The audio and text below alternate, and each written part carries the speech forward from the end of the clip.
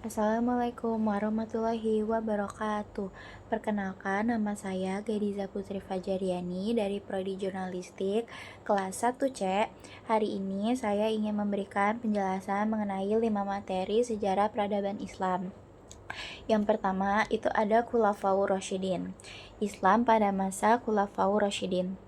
Setelah Nabi Muhammad SAW wafat, umat Islam dipimpin oleh 4 sahabat terbaik beliau yang disebut dengan Khulafaur Rasyidin. Beliau adalah Abu Bakar As-Siddiq, Umar bin Khattab, Utsman bin Affan, dan Ali bin Abi Thalib. Yang pertama ada Abu Bakar As-Siddiq. Ia memimpin pada tahun 632 sampai 634 Masehi. Khalifah pertama yang menghadapi tantangan besar seperti kemurtadan, nabi palsu, dan pembangkang zakat. Beliau memimpin perang Riddah dan memulai pengumpulan Al-Quran. Walau masa pemerintahannya singkat, tapi jadi fondasi kuat bagi Islam setelah wafatnya Rasulullah. Selanjutnya ada Umar bin Khattab yang memimpin pada tahun 634 sampai 644 Masehi. Beliau dikenal tegas dan adil, bergelar Al-Faruq. Di masanya, Islam meluas pesat hingga Persia, Syam, dan Mesir. Beliau membangun sistem pemerintahan Baitul Mal dan kalender Hijriyah. Masa Umar disebut dengan masa kejayaan Islam secara politik dan pemerintahan. Yang ketiga ada Utsman bin Affan. Beliau memimpin pada tahun 644 sampai 656 Masehi. Julukannya Zunnurain karena menikahi 2 putri Rasulullah.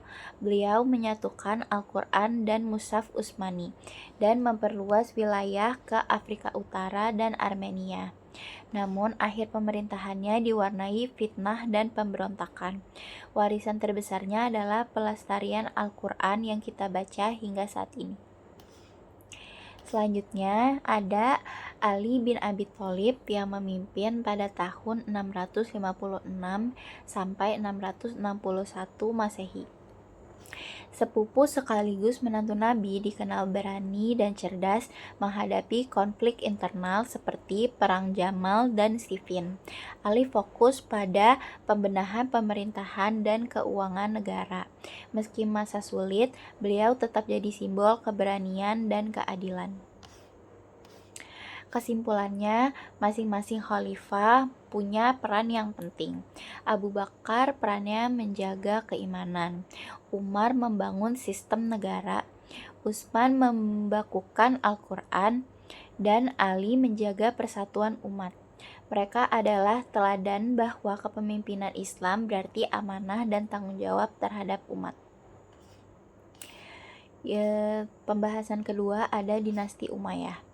Dinasti Umayyah pada tahun 661 sampai 750 Masehi. Dinasti Umayyah berdiri setelah masa Khulafaur Rasyidin, dipimpin oleh Muawiyah bin Abi Sufyan dengan pusat pemerintahan di Damaskus, Suriah. Nama dinasti ini berasal dari dinasti Umayyah bin Abdusyam, leluhur Bani Umayyah.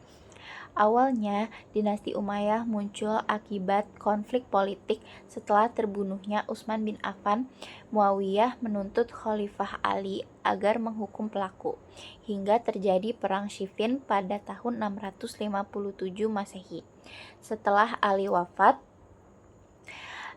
Hasan bin Ali berdamai dengan Muawiyah, dan sejak itu kekuasaan Islam bersatu di bawah Muawiyah yang kemudian membentuk sistem monarki turun-menurun. Pada masa itu, Islam mencapai puncak perluasan wilayah, dari Spanyol di barat hingga India di timur. Bidang ilmu pengetahuan, arsitektur, dan administrasi pemerintahan berkembang pesat menjadi dinasti Umayyah sebagai masa kejayaan besar Islam. Namun kemunduran terjadi karena kesenjangan sosial, konflik politik internal, dan luasnya wilayah dan munculnya gerakan Abbasiyah. Akibatnya dinasti Umayyah runtuh pada tahun 750 Masehi dan digantikan oleh dinasti Abbasiyah. Lalu pembahasan yang ketiga ada dinasti Abbasiyah. Dinasti Abbasiyah berdiri pada tahun 750 Masehi dan berhasil menggulingkan Bani Umayyah yang dianggap korup, tidak adil, dan memihak bangsa Arab. Gerakan ini mendapat dukungan dari kelompok Syiah, Khawarij, dan Mawali atau non-Arab terutama dari Persia yang merasa tertindas.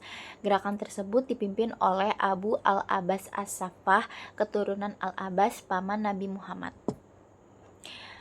3 wilayah utama menjadi pusat pergerakan Abbasiyah, yaitu Humaimah, pusat perencanaan, Kufah, pusat politik, dan Khurasan, pusat militer. Setelah kemenangan besar di bawah pimpinan Abu Muslim al-Khurasani, Abu al-Abbas dilantik sebagai khalifah pertama pada tahun 1302 Hijriah atau 750 Masehi. Sejak itu, pusat pemerintahan berpindah ke Baghdad yang kemudian menjadi pusat politik dan ilmu pengetahuan dunia Islam. Lalu ada perkembangan ilmu pengetahuannya itu ada di agama, sains dan teknologi, filsafat, kedokteran, seni, dan arsitektur. Lalu ada kemunduran dinasti Abbasiyah. Penyebab internalnya itu karena perebutan kekuasaan, lemahnya kepemimpinan, dan gaya hidup mewah penguasa. Lalu ada wilayah terlalu luas, pemerintahan sulit dikendalikan, muncul dinasti-dinasti kecil yang independen. Lalu ada ekonomi melemah, banyak pemberontakan dan biaya militer yang besar. Lalu ada faktor eksternalnya, itu ada tekanan perang salib dan serangan Mongol. Titik baliknya itu ada di tahun 1258 Masehi. Hulagu Khan menghancurkan Baghdad, menandai berakhirnya kejayaan Abbasiyah. Lalu selanjutnya ada Andalusia. Islam di Andalusia di Spanyol.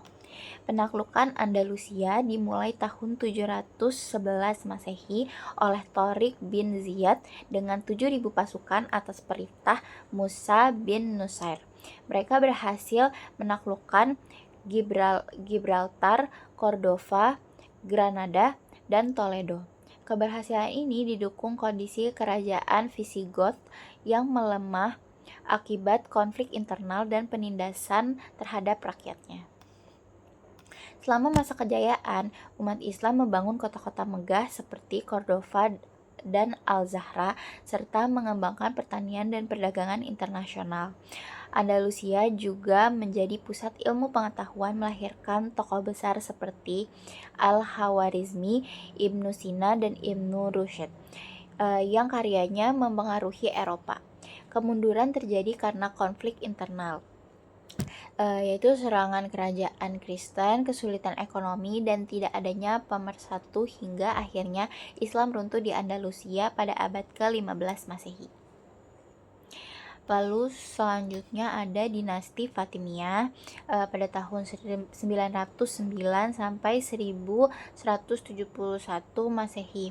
Dinasti Fatimiyah adalah dinasti Syiah Islamiyah yang berdiri di Tunisia tahun 909 Masehi dan mencapai kejayaan di Mesir, didirikan oleh Ubaidullah al-Mahdi.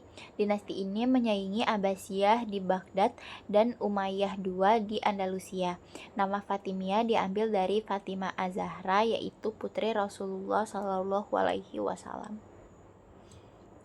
Kejayaan dan kemajuannya di masa Khalifah Al-Aziz, Fatimiyah mencapai puncak kejayaan.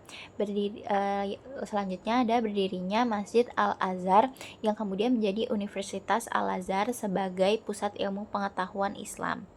Lalu ada ilmu perkembangan pesat melalui Dar al-Hikmah. Selanjutnya ada sistem pemerintahan meniru model Persia kuno dengan struktur militer dan birokrasi yang kuat. Selanjutnya ada bidang seni dan arsitektur, itu maju pesat, terlihat dari Masjid Al-Azhar, Masjid Al-Hakim, dan pembangunan kota Kairo. Kemakmurannya itu ada di ekonomi dikelola efektif. Kairo menjadi kota makmur dengan pasar besar, masjid, dan perguruan tinggi. Selanjutnya ada Istana Khalifah Megah dengan puluhan ribu staf dan pelayan. Lalu ada kemunduran, itu ada di internal mereka. Ada pemerintahannya melemah, gaya hidup mewah, dan konflik militer. Lalu ada kemundurannya di eksternal, tekanan dari Nur al-Din al-Zanki, itu ada perang salib dan perebutan kekuasaan. Akhirnya Salahuddin al-Ayyubi menurunkan Khalifah al-Adid dan mendirikan dinasti Ayyubiyah atau Sunni, menandai berakhirnya dinasti Fatimiyah.